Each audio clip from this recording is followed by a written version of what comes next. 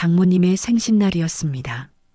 두 딸과 사위들, 손자, 손녀까지 모두 모이기로 한 날이었죠. 그런데 둘째 사위가 나타나지 않았습니다. 전화를 해도 받지 않았습니다. 장모님의 생신날인데 말이죠. 저녁 식사가 다 끝나고 집에 갈 시간이 되어서야 둘째 사위가 나타났습니다. 완전히 술에 취한 채로 말이죠. 혀가 꼬부라진 상태로 장모님을 보더니 이렇게 말했습니다. 아이고, 장모님 생신이었구나. 선물은 다음에 드릴게요. 대신 내일 아침에 저 북어국 좀 끓여주세요. 우리 장모님 북어국 하나는 기가 막히게 잘 끓이시잖아요. 아내가 황급히 말렸습니다. 여보, 지금 뭐 하는 거야? 엄마한테 버릇없이.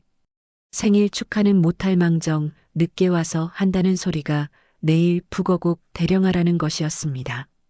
그런데 이때 장모님의 반응이 매우 뜻밖이었습니다. 아이고, 됐어.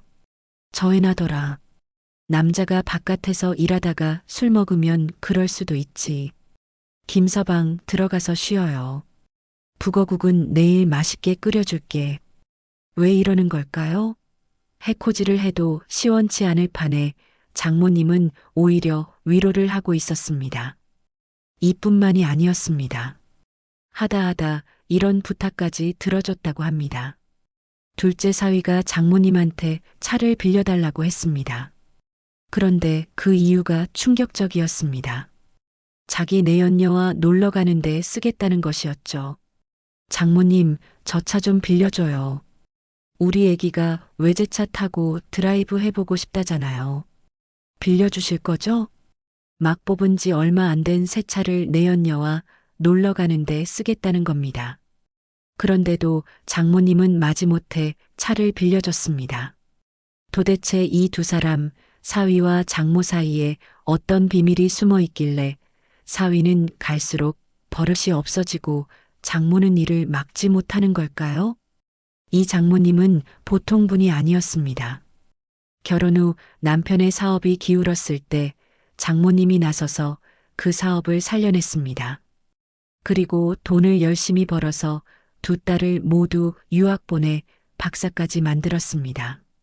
몇 년 전 남편이 암으로 돌아가셨을 때도 위기가 왔지만 장모님이 나서서 남편의 사업체를 판 뒤 부동산에 투자해서 강남에 건물까지 소유하게 되었습니다. 능력자였고 약간 무서운 장모님이었습니다.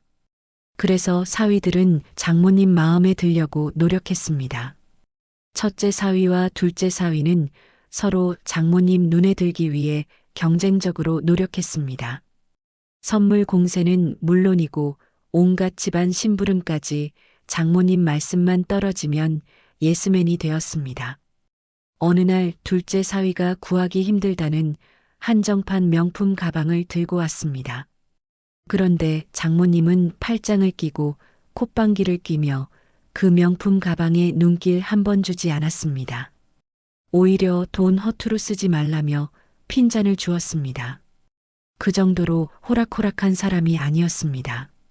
그러던 어느 평일 낮 장모님이 모임에 가는 중 길거리에서 우연히 둘째 사위를 목격했습니다. 회사에 있을 시간인데 멋있게 차려입고 어딘가로 걸어가고 있었습니다. 뭔가 이상했습니다. 다른 사람 같았으면 그냥 지나치거나 반갑게 인사를 건넸겠지만 이 장모님은 달랐습니다. 뭔가 촉이 왔다고 합니다. 횡단보도를 건너려는 둘째 사위 앞에 차를 대고 막아섰습니다. 사위는 거래처 가는 길이었다고 해명했지만 장모님은 뭔가 찝찝했습니다. 그래서 다음날 사람을 붙여서 둘째 사위를 뒷조사했습니다. 얼마 뒤 장모님에게 사진이 하나 왔습니다. 어떤 젊은 여성과 둘째 사위가 숙박업소에 들어가는 모습이 담긴 사진이었습니다. 바람을 피다가 딱 걸린 것입니다. 그것도 그 무섭고 깐깐한 장모님한테 말이죠. 며칠 뒤가 장모님 생신날이었습니다. 첫째 사위는 고급 접시와 신발을 사가지고 일찌감치 와 있었는데 둘째 사위는 코빼기도 안 보였습니다. 연락도 되지 않았습니다.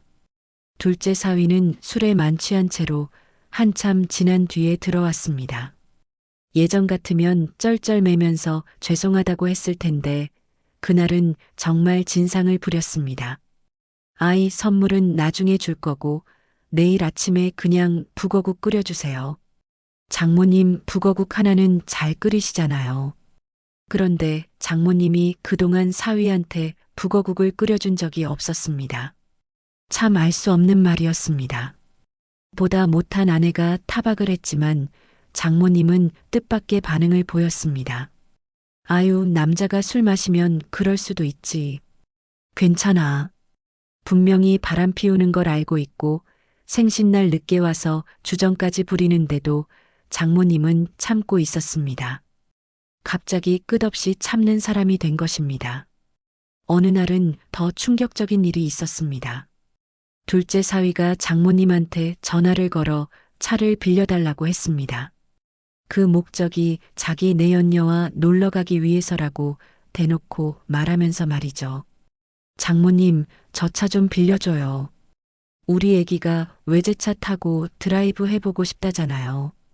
거의 폐륜 수준의 요구였습니다. 그런데도 장모님은 아무것도 모르는 척 차를 빌려줬습니다. 좋아서라기보다는 마지못해 사위 눈치를 보면서 빌려주는 듯한 느낌이었습니다. 처음에는 명품 선물도 쳐다보지 않던 엄격한 장모님이었는데 이제는 오히려 사위한테 쩔쩔매고 사위가 기세등등한 전세 역전의 상황이 된 것입니다. 이 버릇없는 둘째 사위는 날이 갈수록 심해졌습니다. 급기야 보다 못한 첫째 사위가 나섰습니다.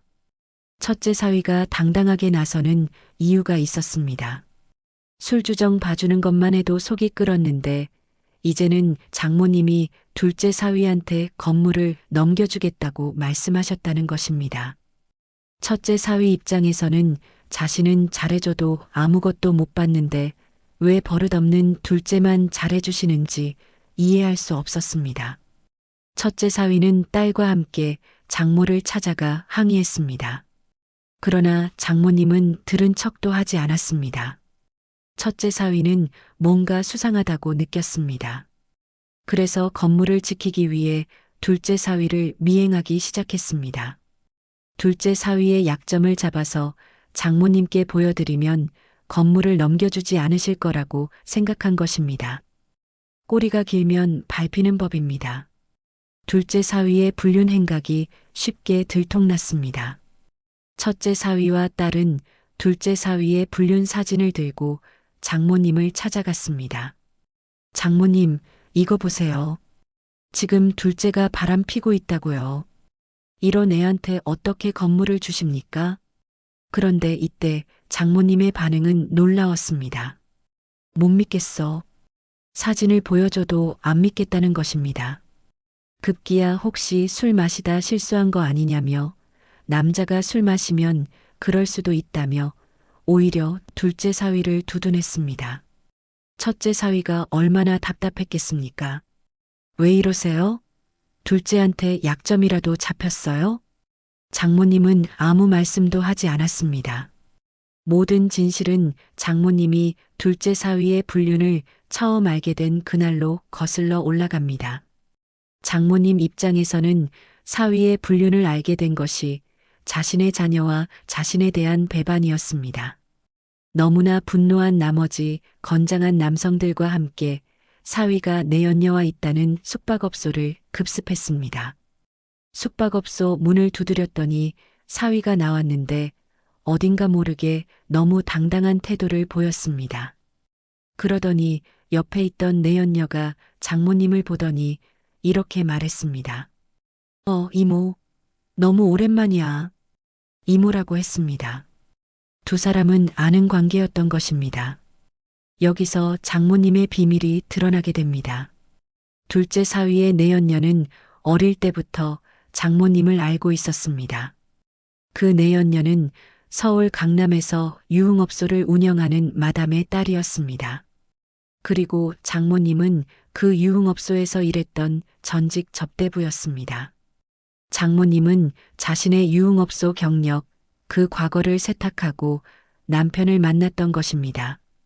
그리고 남편의 사업을 일으키고 딸들을 유학 보내 박사까지 만들면서 신분 세탁을 완전히 해냈습니다.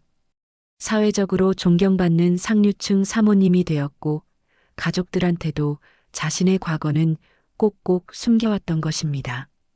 그런데 사위가 바람핀 걸 알고 숙박업소까지 쫓아갔을 때 사위의 내연녀가 장모님을 알아보면서 과거가 드러나게 된 것입니다. 둘째 사위는 바로 그 장모님의 약점을 쥐고 장모님을 흔들었던 것입니다. 사실 사위는 오래전부터 너무 힘들어서 아내와 이혼할 생각을 가지고 있었습니다.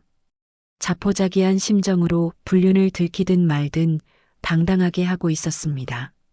그런데 내연녀가 장모를 알아보면서 상황이 완전히 바뀐 것입니다. 장모의 약점을 내연녀를 통해 알게 된 사위는 그냥 이혼할 순 없다고 생각했습니다. 받아낼 수 있는 건 장모한테 다 받아내고 나중에 이혼하겠다고 마음먹은 것입니다. 사위는 장모님한테 과거를 다 알릴 거라고 협박했고 장모님은 시키는 대로 다 하겠다며 제발 비밀을 지켜달라고 빌었습니다. 장모님은 정말 힘들게 사업도 성공시키고 자신의 과거도 숨기면서 상류층 사모님으로서 자신의 야망을 실현한 사람이었습니다. 그러다 보니 이 비밀이 알려지면 두 딸 사업 파트너 회장으로 있는 모든 단체에 자신의 과거가 알려지게 되고 자신이 완전히 끝날지도 모른다는 두려움에 휩싸였습니다. 그래서 그동안 사위의 무리한 요구를 들어줄 수밖에 없었던 것입니다. 하지만 여기서 반전이 나옵니다. 장모님이 제일 숨기고 싶었던 사람은 바로 딸들이었습니다. 그렇다면 건물은 결국 둘째 사위에게 넘어갔을까요? 그러진 않았습니다. 첫째 사위와 딸이 아주 강하게 반대하는 바람에 건물 증여는 보류되었습니다. 둘째 사위는 이 사실을 듣고 노발대발했습니다. 날뛰면서 다 소문낼 거라며 장모님을 협박했습니다. 그런데 그 모습을 둘째 딸, 그러니까 둘째 사위의 아내가 본 것입니다. 모든 사실이 들통났습니다. 엄마의 과거도 알게 되었습니다. 그런데 이때 둘째 딸이 어떤 선택을 했을까요? 엄마 편이 되어줬습니다. 엄마의 그런 억척스러움이 지금의 우리를 키우고 지금의 우리 집안을 만들었어요. 나는 엄마가 자랑스러워요. 결국 둘째 딸과 사위는 이혼하게 되었습니다. 이제 법적인 문제를 살펴보겠습니다. 둘째 딸이 이혼했으니 위자료 청구는 분명히 해야 합니다. 특히 내연녀에 대해서도 상간 소송을 진행해야 합니다. 뿐만 아니라 이 사위가 한 행동은 단순히 민사상의 문제를 넘어 형사적인 책임을 물을 수 있습니다. 장모님의 과거를 빌미로 해악을 고지한 부분은 분명히 협박죄가 될 수 있습니다. 나아가서 이것으로 인해 건물을 요구한 부분은 공갈죄, 공갈미수죄가 될 수 있습니다. 만약 형사 고소가 진행된다면 수사기관에서 수사하고 형사적으로 입건도 가능해 보입니다. 이 사건은 우리에게 많은 것을 생각하게 합니다. 누구나 과거가 있고 그 과거를 딛고 일어선 사람들이 있습니다. 장모님은 힘든 과거를 극복하고 자수성가한 사람이었습니다. 그 과정이 쉽지 않았을 것입니다.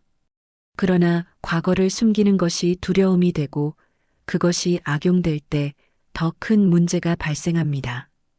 가족 간의 신뢰가 무너지고 악한 사람들이 그것을 이용하게 됩니다. 다행히 이 이야기는 딸이 엄마를 이해하고 편이 되어주면서 희망적으로 끝났습니다.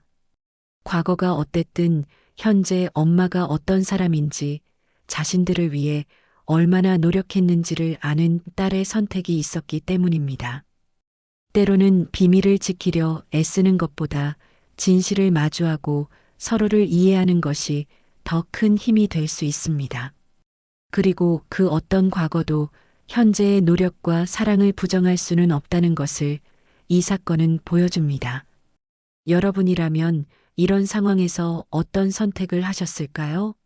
과거를 용서하고 이해할 수 있을까요? 아니면 배신감에 등을 돌릴까요? 중요한 것은 가족 간의 신뢰와 이해입니다. 그리고 악한 사람들에게 약점을 잡히지 않도록 법적으로 확실하게 대응하는 것입니다. 이상으로 장모와 사위 사이의 충격적인 비밀 이야기를 마치겠습니다.